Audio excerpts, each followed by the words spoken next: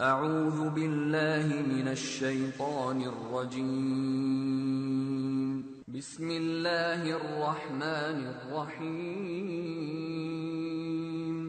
Каждый совершенный тобой грех имеет прямое влияние на каждого человека. С Таухидом и изнасиловали в Сирии. То, что ты делаешь здесь, в этом городе, напрямую влияет на нее. У меня для вас новости. В тот день, когда ты решил стать мусульманином, в тот день, когда ты сказал «нет никого достойного поклонения, кроме Аллаха, и Мухаммад его посланник», ты вошел в ислам. И когда ты вошел в ислам, ты попал под зонт уммы. И став членом уммы, ты стал частью тела. И то, что ты делаешь, влияет на умму. Новости для тебя. Твои проступки влияют на меня, влияют на мою жену, влияют на моих детей и на всю остальную умму. То есть твое неправильное поведение – это не мое дело. Надо позволить тебе делать харам и не стоять над тобой. Не давать тебе ясные предупреждения о том, что ты поступаешь неправильно. Сахих хадис пророка Аллаха. Пророк Аллаха клянется Аллахом. Вы будете приказывать одобряемое и удерживать от предосудительного. Это ответственность на каждом. Это не ответственность Мухаммада Хобласа. Это не ответственность шейха. Это не ответственность ученых. Такой роскоши. У тебя нет такой роскоши говорить: брат, только Бог мне судья, оставь меня в покое. Это не твое дело. Не мешай мне делать, что я хочу.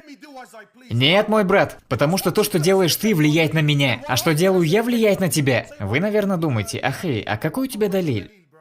Типа, так же нечестно, то, что делает он, влияет на меня. Да, потому что Аллах Субханаху ва Тааля обращается с мусульманами как с уммой. Когда благо, благословение Аллаха не спосылается, на кого оно не спосылается?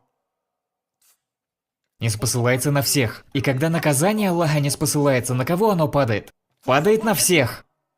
Эта система Аллаха нравится тебе или нет? Независимо, как это работает, постойте, а есть ли в этом смысл? Не мое дело. Так действует Аллах.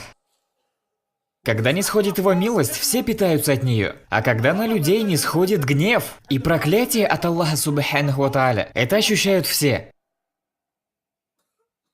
Когда народ Мусы, алейхиссаляту вассалям, постигла засуха, и, пожалуйста, полюбить, сидишь, читаешь хадис, и валлахи, мы ленимся думать.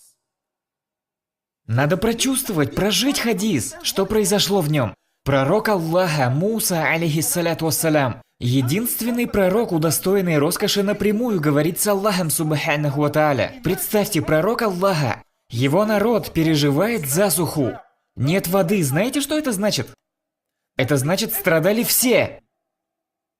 Не было воды, не было еды, урожая. Растения гибли, ничего не росло.